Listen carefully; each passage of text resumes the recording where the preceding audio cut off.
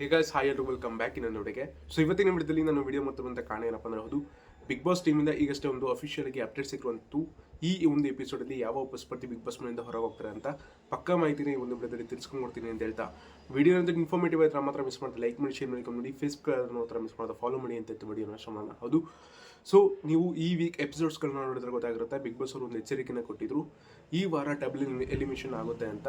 So ಯಾವುದೋ ಒಂದು ಕಾರಣಗಳಿಂದ ಮಿಡ್ ವೀಕ್ ಎಲಿಮಿನೇಷನ್ ಕ್ಯಾನ್ಸಲ್ ಆಗುತ್ತೆ.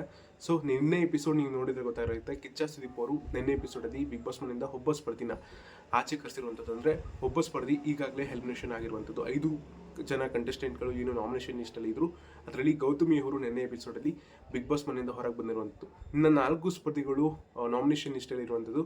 ಅದರಲ್ಲಿ ಇವತ್ತಿನ ಎಪಿಸೋಡಲ್ಲೂ ಕೂಡ ಒಬ್ಬ ಸ್ಪರ್ಧಿ ಬಿಗ್ ಬಾಸ್ ಮನೆಯಿಂದ ಹೊರಗೆ ಬರ್ತಾರೆ.